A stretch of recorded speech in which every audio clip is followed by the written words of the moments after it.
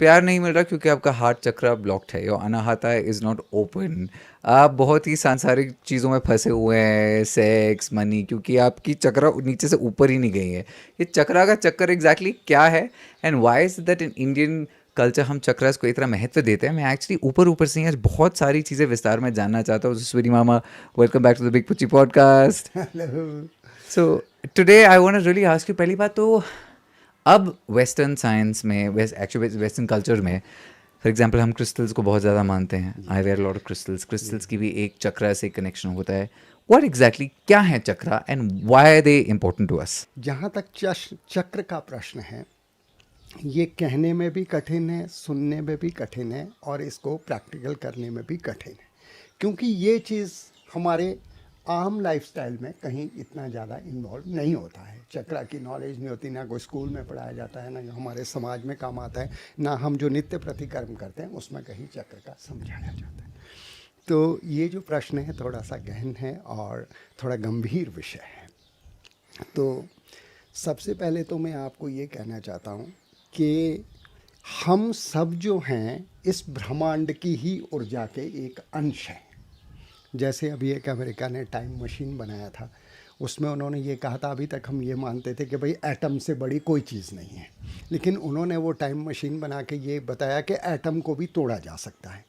तो भारतीय विज्ञान और शास्त्र ये कहता है कि एटम को जैसे हम परमाणु कहते हैं और उसको तोड़ा जा सकता है, ये अभी विज्ञान सिद्ध करने में लगा है। लेकिन जो भारतीय योग साइंस है, जो भारतीय अध्यात्म है, वो ये कहता है कि परमाणु के बाद रेणु, रेणु के बाद त्रिसरेणु, यानी सूक्ष्म को भी सूक्ष्म किया जा सकता है। तो सूक्ष्मता का मतलब ये है कि हमारी ये पूरा जो शरीर है ये एक ऊर्जा पे चल रहा है, और पूरा जो ये ब्रह्मांड है ये भी एक ऊर्जा पे चल रहा है, और पूरा ये जो हमारा प्लैनेट है ये भी एक एनर्जी पे ही चल रहा है। लेकिन इसका कोई ना कोई क्रिएटर तो है, जो इस एनर्जी को, जिसने प्रोग्रामिंग किया है, जो इसको प्रोग्रामिंग को पूरा चला रहा है, वो कोई ना कोई एक क्रिएटर है जो इसको चला रहा है। उसी क्रिएटर को हम ब्रह्म की संज्ञा देते हैं कि वो परमात्मा है। हम लोग परमात्मा कहते हैं। अलग अलग धर्मों में जीसस वाले उसको क्राइस्ट मानते हैं, और मुस्लिम उसको हम अलग तरह से मानते हैं, या अलग अलग धर्म के लोग अलग अलग तरह से, लेकिन वो एक परिपक्व चेतना है। और मेरा जो अपना अनुभव ये है कि परमात्मा कोई स्वरूप नहीं है। स्वरूप हम उसको अपने हिसाब से देते हैं। राम मानने वाले राम को मानते, कृष्ण वाले कृष्ण को, जीसस वाले जीसस को। वास्तव में परमात्मा एक ऊर्जा है जो जही मन रही भावना जैसी, प्रभु मूरत देखी तिन तैसी। हम जो अपने मन में एक भावना धारण करते हैं, जो एक मन बनाते हैं, उसके अनुसार वो ऊर्जा आकार स्वरूप बनाती है। जैसे ऐसे क्यों नहीं होता कि हिंदुओं को क्यों नहीं ईसा मसीह दिखाई देते, उनको राम हनुमान ही क्यों दिखाई देते हैं? वो इसलिए कि हम जो एक इमेजिनेशन करते हैं, हम जो अपने इष्ट के प्रति जो आराध्य है, जिसको हम मानते हैं, जिस पे हमने अपना उस पूरी एनर्जी का जिस देव स्वरूप हमने प्रदान कर दिया है, हम एक इमेजिनेशन अपने माइंड में बनाते हैं। फिर वो इमेजिनेशन को हम जो है इस यूनिवर्स में छोड़ते हैं कि ये मेरे राम इस तरह थे, उनके हाथों में धनुष था, बाण था, वो शांत मुद्रा में रहते थे, अभय मुद्रा सबको प्रदान करते थे। तो वही रेणु सेणु त्रिसरेणु, वही एटम्स जो हैं बिखरे होते हैं इस यूनिवर्स में, वो धीरे धीरे अट्रैक्ट होते हैं। अट्रैक्ट होने के बाद वो एक इमेज धारण करते हैं। जैसे आपने रामायण सीरियल में वगैरह में देखा होगा कि एकदम कोई भी मेघनाथ कहीं प्रकट हो जाता है, थोड़ी देर में वो एटम्स डिसॉल्व होते हैं, वो इमेज हट जाता है। तो ऐसे ही वो सब इकट्ठे होते हैं। तो वही चेतना का स्वरूप वेद ये कहता है कि यथा ब्रह्मांडे तथा पिंडे, जो इस पूरी यूनिवर्स में ऊर्जा समाई हुई है, वही ऊर्जा हमारे इस शरीर रूपी यंत्र के अंदर भी है। लेकिन वो ऊर्जा भिन्न भिन्न स्वरूपों में शरीर में अलग अलग तरह से बह रही है। ठीक है, इसके लिए हमको शरीर के विज्ञान को थोड़ा समझना पड़ेगा। जैसे ये जो हमारा शरीर है, हम इसको बाहर से जानते हैं, हमने बाहर से देखा, इसमें दो आँखें, दो नाक है, दो कान है, मुँह है, कोई सुंदर है, कोई काला दिख रहा है, कोई गोरा दिख रहा है, कोई अच्छा दिख रहा है, उसको हम बाहरी रूप से देखते हैं। लेकिन आंतरिक रूप से जो है ये शरीर जो है, जो अंदर से हम इसको देखें तो ये एक नसों का जाल है, वेन्स का जाल है। तो इसमें 72 करोड़ नाड़ियाँ हैं, वेन्स 72 करोड़ वेन्स हैं। और अगर हम उन 72 करोड़ वेन्स को सीधा करें तो वो 16 किलोमीटर लंबी चली जाती है। तो हमारा ब्लड रोज जो है 16 किलोमीटर लंबी यात्रा करता है। और इस शरीर में जो हैं 49 पॉइंट्स हैं जहाँ हमारा ऊर्जा फड़कता है, और इस शरीर में 7 बॉडी चैनल्स हैं जो इस शरीर को एक सही फ्रिक्वेंसी से जोड़ते हैं। अब हम अगर ये सोचें कि भाई शरीर तो है, लेकिन हम जिसके हम अंश हैं, इस सनातन सत्ता के हम अंश हैं, इस ब्रह्मांडीय ऊर्जा कॉस्मिक एनर्जी के हम अंश हैं, हम उससे जुड़ें कैसे? तो उससे जुड़ने का जो तरीका है वो चक्र है, जिसको हम बॉडी चैनल्स कहते हैं।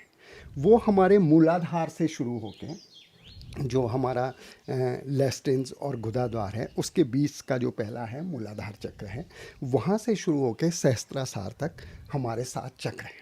लेकिन वो चक्र हर शरीर में अनबैलेंस पड़े हुए हैं, क्योंकि हमने कभी उस पर ध्यान ही नहीं दिया, कभी उनको बैलेंसिंग करने की कोशिश नहीं की, कभी उनको राइट फ्रिक्वेंसी पे लाने की कोशिश नहीं की, कभी उनको एक लेवल पे लाने की कोशिश नहीं की, उसकी खास जीवन में ज़रूरत नहीं पड़ी। तो लेकिन जो चेतना को समझते हैं और जो इस विज्ञान को बहुत गहनता और गहराई से देखना और समझना चाहते हैं, तो उन्होंने योग मार्ग एक बनाया। उस योग मार्ग के अंदर यम, नियम, आसन, प्राणायाम, प्रत्याहार, ये 5 चीज़ें हैं। ये जो 5 चीज़ें हैं, ये सबसे पहले चक्रास को बैलेंसिंग करती है और राइट फ्रिक्वेंसी पे लाती है। और इसके बाद ध्यान, धारणा और समाधि जैसी स्थिति 3 आगे के पोर्शन है। जब ये चक्र एकदम बैलेंस हो जाते हैं, राइट फ्रिक्वेंसी पे आते हैं, जैसे ये राइट फ्रिक्वेंसी पे आते हैं तो ये ऐसा ही हो जाता है कि जैसे हमने सैटेलाइट ऊपर छोड़ा हुआ है, ठीक है। अब सैटेलाइट तो आपने छोड़ा है, लेकिन नीचे आपका डिश कोई नहीं लगा हुआ है जो उस सिग्नल को कैच करे। तो सैटेलाइट जितनी मर्जी प्रोग्रामिंग भेज रहा है, लेकिन अगर आपके पास रिसीविंग चीज़ नहीं है तो आप उसको रिसीव नहीं कर सकते। तो जब चक्रास बैलेंस हो जाते हैं, एक राइट फ्रिक्वेंसी पे आ जाते हैं, तो जो ये ब्रह्मांडीय चेतना, ब्रह्मांडीय ऊर्जा है, जो इतना बड़ा बगीचा है जिसमें अनंत अनंत चीज़ें बिखरी पड़ी है, वो हमारे सोच के और उन चक्रा के प्रोग्रामिंग्स के मुताबिक हमारा जो ये माइंड का पोर्शन है, जब ये एकदम से बैलेंसिंग हो जाते हैं, राइट फ्रिक्वेंसी पे आते हैं, तो हमारा ब्रह्मांड ओपन हो जाता है, खुल जाता है, कनपटियों की ये क्षेत्र खुल जाते हैं। और यहाँ हमारे रिसीविंग चैनल्स जो हैं, जो हमारी डिशेज़ है, वो यहाँ की ऑन हो जाती है, वो रिसीव करना शुरू करते हैं उन सिग्नल्स को। और जब वो सिग्नल्स को रिसीव करना शुरू करते हैं, तो धीरे धीरे धीरे धीरे कुछ एक ऐसी क्रियाएं हैं जिसके द्वारा हमारे ये चक्र फिर धीरे धीरे एक्टिवेशन में आते हैं। इसका मूल स्रोत मूलाधार है। मूलाधार से फिर वो एनर्जी धीरे धीरे धीरे ऊपर आकर सहस्त्रासार तक, अलग अलग चक्र के अलग अलग रंग हैं, अलग अलग उसके मंत्र हैं, अलग अलग उसके शब्द हैं और अलग अलग उसकी प्रोग्रामिंग। तो उसके जो कलर्स है, मैंने देखा है, इसका जो डिपिक्शन होता है चक्रास का हमेशा विबग्योर के स्कीम में होता है, वायलेट, इंडिगो, ब्लू, जो सतरंग हैं। एंड अब obviously from a western scientific perspective, ऐसा नहीं कि स्वादिष्ठाना एक पॉइंट है मेरी बॉडी में, ऐसा नहीं कि सहस्रार एक पॉइंट है मेरी बॉडी में। सो व्हेन इसे आई वांट टू सी कि मेरी एक, मैं पूछ इसलिए तो कि आपकी लाइफ स्टेट बुरी है, आपका दिमाग स्पिरिचुअलिटी पे जा नहीं रहा, बिकॉज आप तो उस रोटी कपड़ा मकान पे अटके हुए हैं। तो उसका मतलब क्या है कि आपका मूलाधारा इतना स्ट्रांग है कि आप उससे ऊपर नहीं जा रहे, या इतना वीक है कि आप उससे ऊपर नहीं जा रहे? अरे यार पारस, बहुत अच्छी आपने बात करी है। असल में क्या है कि ये जो हमारा प्लेनेट है ना, इस पे अलग अलग तरह की वेव्स चलती हैं। इसमें बहुत डिफरेंट डिफरेंट तरह की वेव्स चलती हैं। वो वेव्स जो हैं, वो जब वो वेव्स चलती हैं तो वो यूनिवर्स से अपने हिसाब की जो चीज़ें उनको अट्रैक्ट करती हैं। जब वो चीज़ें अट्रैक्ट होती है तो वो पूरी वेव्स इस प्लैनेट के रीजन में फैल जाती हैं। जब वो फैल जाती हैं तो वो हमारे सांस के द्वारा हमारे शरीर में प्रवेश करती हैं और वो हमारे मस्तिष्क पे अपना पूरा अधिकार करती है। उसी तरह से पूरा वातावरण बन जाता है। जैसे आपने देखा होगा अभी 500 साल पहले इस पृथ्वी पर एक ऐसी वेव चली थी कि उसको भक्ति काल कहा जाता है। उस समय सूरदास, सदना, मीरा, धन्ना, बुद्ध, गौतम और ये अपने गुरु नानक देव जी, अनंत अनंत जितने भी, अपने कबीर जी, तुलसीदास जी, जितने भी लोग हैं वो उसी खंड में हुए, उसी काल में हुए, क्योंकि उस समय वो भक्ति काल का एक ऐसा समय था, एक ऐसी स्पिरिचुअल वेव चल रही थी जो कॉस्मिक से उस तरह की एनर्जी को खींच रही थी। तो इस तरह की सोल्स थी, वो अट्रैक्ट होकर इस धरा वसुंधरा पे आ रही थी। लेकिन अब धीरे धीरे क्या होता है कि जब हम एक ही खेत में एक ही तरह की फसल बीजते हैं, जो जब खेत नया होता है, बिल्कुल फ्रेश होता है, पहली बार हम उसमें फसल बीजते हैं, तो फसल भी उसमें जो है साइज़ भी बढ़िया आता है और फर्टाइल भी खूब होता है, खूब सारी फसल आती है और उसका टेस्ट भी बड़ा अलग होता है।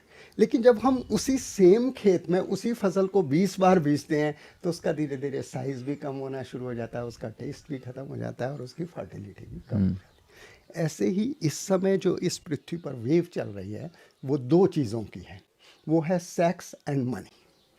तो इसका मेन आधार क्या हो रहा है कि हम लोग अपनी ऊर्जा को मूलाधार से, आपने बहुत अच्छी बात की और मैं तो आपको प्रणाम करता हूँ कि आपको चक्रा के बारे में काफ़ी कुछ नॉलेज है। आपने बहुत गहन विषय अभी बात करी कि क्या हम अपने मूलाधार से ऊपर ही नहीं उठ पा रहे, और ये बात 100% सत्य है कि हमारी जो ऊर्जा है वो स्टक हो गई है, वो एक ही जगह रुक गई है।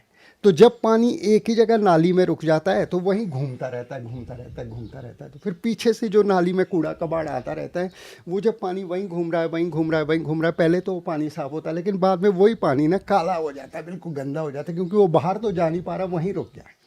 तो ऐसे ही हमारी जो पूरी ऊर्जा है वो मूलाधार में ही इस समय रुक गई है। उसके रुकने से क्या है, जो शरीर की अन्य गतिविधियां हैं, जो अलग नॉलेज है, जो और वास्ट हो सकती है, जो और बहुत कुछ जाना जा सकता है, वो 100 में से आप समझिए कि 5-10% जिनको हम बड़े महान वैज्ञानिक कह सकते हैं या बहुत बड़े योगी या ऋषि मुनि हैं, वही लोग इस साइंस को समझ पा रहे हैं, वो इससे ऊपर उठ पा रहे हैं।